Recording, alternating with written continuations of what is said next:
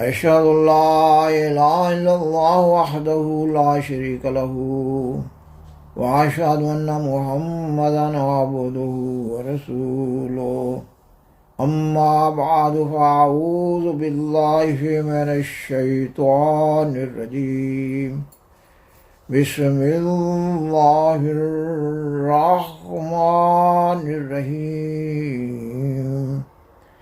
سامعین و ناظرین کرام، السلام علیکم ورحمۃ اللہ وبرکاتہ۔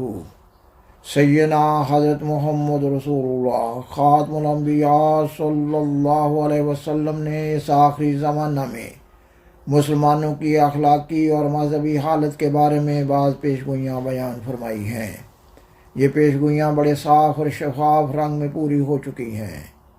آپ صلی اللہ علیہ وسلم نے ایسے طور پر مسلمانوں کی اخلاقی اور مذہبی حالت کا نقشہ کھینچا ہے کہ آج کے اس دنیا میں بسنے والے تمام دانشور ان حالات کو اپنی آنکھوں سے دیکھتے ہوئے بھی اس مضمون کا پورے طور پر حق ادا نہ کر سکتے۔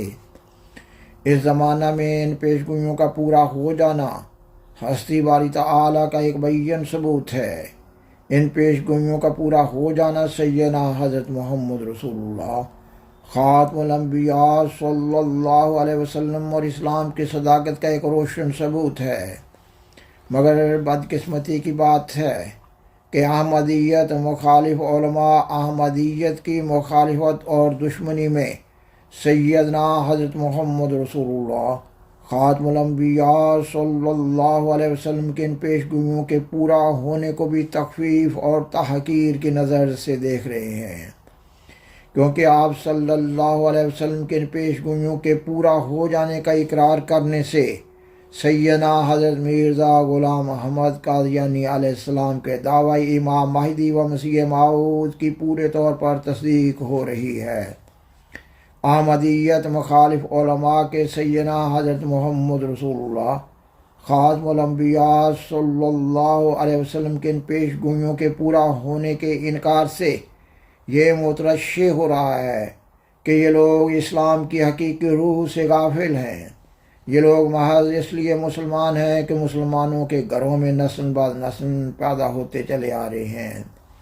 ان لوگوں کی اپنے مذہب سے وابستگی محض رسم و رواج کے طور پر ہے۔ اگر ان لوگوں میں اسلام کا مغز ہوتا تو یہ سیدنا حضرت محمد رسول اللہ خاتم الانبیاء صلی اللہ علیہ وسلم کی پوری ہو جانے والی پیشگوئیوں سے بہرے گونگے اور اندھوں کا سا معاملہ نہ کرتے۔ مثلاً آپ صلی اللہ علیہ وسلم کی کئی ایک پیشگوئیوں میں سے اس زمانہ کے لیے ایک پیشگوئی جو حدیث کی کتاب مشکات کتاب العلم میں بیان ہوئی ہے، اس کا اردو ترجمہ پیش کیا جا رہا ہے۔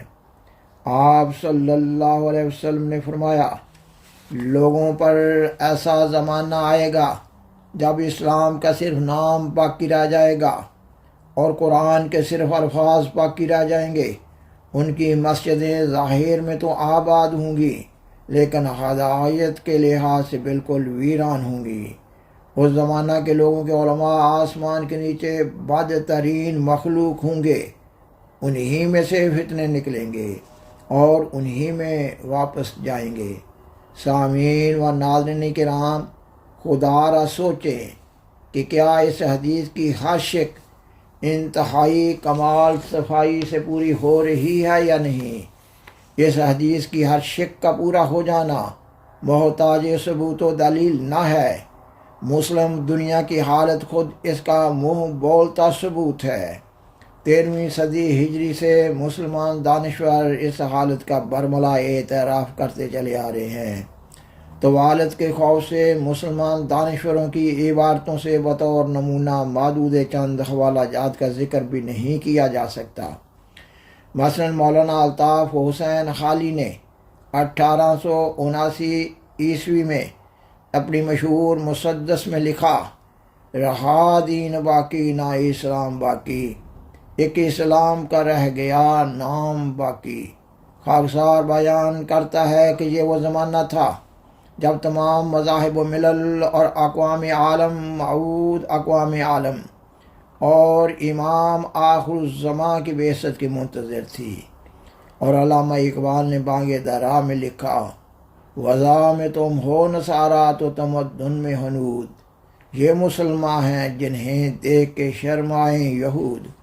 خاکسار نے بیان کیا کہ 13ویں صدی ہجری سے مسلمان دانشور مسلمانوں کی حالت زار کا برملا اعتراف کرتے چلے آ رہے ہیں۔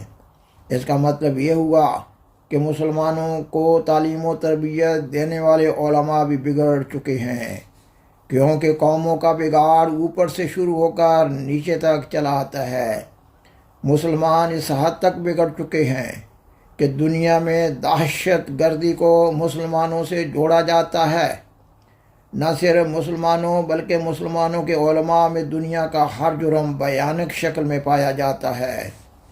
ان حقائق کی روشنی میں کوئی وجہ نہیں ہے کہ سیدنا حضرت محمد رسول اللہ خاتم الانبیاء صلی اللہ علیہ وسلم کی اس بات پر پورے طور پر یقین نہ کر لیا جائے کہ اس وقت کے لوگوں کے علماء آسمان کے نیچے بدترین مخلوق ہیں۔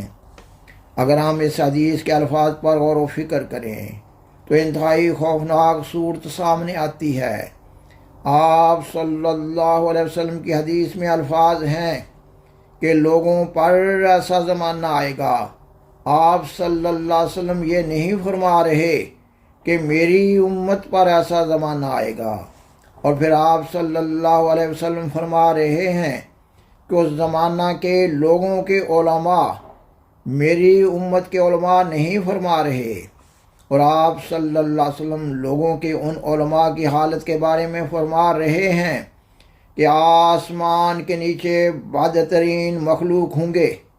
اب سوال پیدا ہوتا ہے کہ کیا اللہ تعالیٰ نے ایسی حالت پیدا ہونے پر اپنی طرف سے اس آخری زمانہ کے لوگوں کی اصلاح کا کوئی انتظام کرنا تھا یا نہیں؟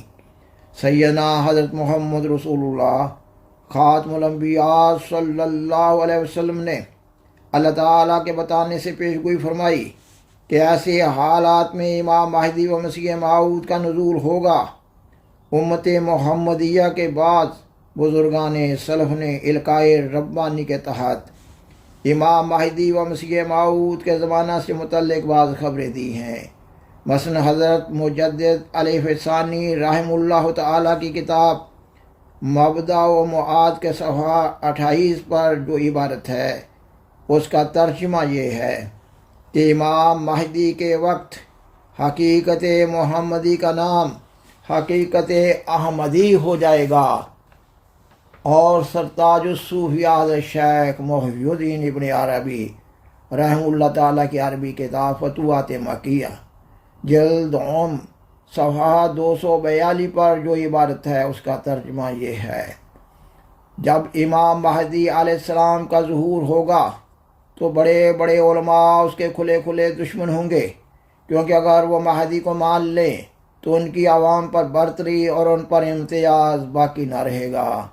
سامعین و ناظرین کرام، مذکورہ حدیث کے اس مضمون اور حضرت مجدد الف ثانی رحم اللہ تعالیٰ اور حضرت شیخ محی الدین ابن عربی رحم اللہ تعالیٰ کے اقوال کی روشنی میں سیدنا حضرت مرزا غلام احمد قادیانی علیہ السلام کے دعوی امام مہدی و مسیح موعود کی صداقت اور موجودہ زمانہ کے مسلمانوں اور ان کے علماء کی حالت زار اور ان کی احمدیت سے دشمنی اور مخالفت کو سمجھنا آسان ہو جاتا ہے۔ احمدیت مخالف علماء اتنا بھی نہیں سوچتے کہ اگر سیدنا حضرت مرزا غلام احمد قادیانی علیہ السلام اپنے دعوی امام مہدی و مسیح موعود میں سچے ہوئے، جبکہ آپ علیہ السلام قطعی اور یقینی طور پر سچے ہیں، تو ان کا اللہ تعالیٰ کے حضور کیا جواب ہوگا؟ اور مزید یہ کہ دنیا بھر میں ملک پھیلے ہوئے احمدی صداقت احمدیت کا ببانگ دہل اعلان کر رہے ہیں۔ احمدیت مخالف علماء آئین پاکستان کی آڑ میں جماعت احمدیہ پر عرصہ حیات تنگ کیے ہوئے ہیں، جبکہ قانون شریعت کے بالمقابل آئین پاکستان کی کیا حیثیت ہے؟ اس فتنہ کے بانی ذوالفقار علی بھٹو اور اس فتنہ کی آگ کو مزید بھڑکانے والے فوجی ڈکٹیٹر ضیاء الحق کو اللہ تعالیٰ نے اپنی قہری تجلی کا نشانہ بناتے ہوئے نشان عبرت بنا دیا، مگر احمدیت مخالف علماء جہالت اور حماقت کا معجون مرکب ہیں۔ مذہب کا معاملہ اللہ تعالیٰ اور اس کے بندہ کے درمیان ایک تعلق واسطہ ہوتا ہے۔ کسی انسان کا یہ حق نہیں ہے کہ وہ کسی دوسرے انسان کے مذہب میں کسی قسم کی مداخلت کرے۔ پاکستان کا احمدیت مخالف ملا اپنی کثرت کے گھمنڈ میں اپنے انجام سے بے خبر اور غافل ہے۔ جماعت احمدیہ کی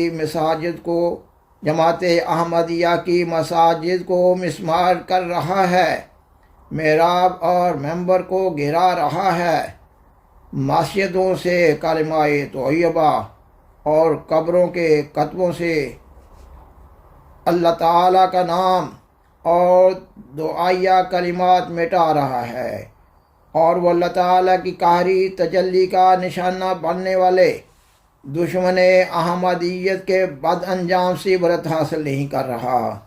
سیدنا حضرت مسیح موعود علیہ السلام کتاب کرامت الصادقین روحانی خزائن جلد 7 صفحہ 67 پر لکھتے ہیں، مجھے اللہ جل شانہ کی قسم کہ میں کافر نہیں، لا الہ الا اللہ محمد رسول اللہ میرا عقیدہ ہے، اور لکن رسول اللہ و خاتم النبیین پر حضرت صلی اللہ علیہ وسلم کی نسبت میرا ایمان ہے۔ میں اپنے اس بیان کی صحت پر اس قدر قسمیں کھاتا ہوں جس قدر خدا تعالیٰ کے پاک نام ہیں، اور جس قدر قرآن کریم کے حرف ہیں، اور جس قدر حضرت صلی اللہ علیہ وسلم کے خدا تعالیٰ کے نزدیک کمالات ہیں۔ کوئی عقیدہ میرا اللہ اور رسول کے فرمودہ کے برخلاف نہیں، اور جو کوئی ایسا خیال کرتا ہے خود اس کی غلط فہمی ہے، اور جو شخص مجھے اب بھی کافر سمجھتا ہے اور تکفیر سے باز نہیں آتا، وہ یقیناً یاد رکھے کہ مرنے کے بعد اس سے پوچھا جائے گا۔ میں اللہ جل شانہ کی قسم کھا کر کہتا ہوں کہ میرا خدا اور رسول پر وہ یقین ہے کہ اگر اس زمانہ کے تمام ایمانوں کو ترازو کے ایک پلہ میں رکھا جائے اور میرا ایمان دوسرے پلہ میں، تو بفضل ہی تعالی یہی پلہ باری ہوگا۔ سامعین و ناظرین کرام، بالآخر درخواست ہے کہ برائے مہربانی اس پروگرام کو لائک کریں، دوسروں سے شیئر کریں، اور عذرہ کرم میں اس چینل کو سبسکرائب کریں۔ جزاکم اللہ تعالی احسن الجزاء، وآخر دعوانا ان الحمد للہ رب العالمین، والسلام علیکم ورحمۃ اللہ وبرکاتہ۔ شکریہ۔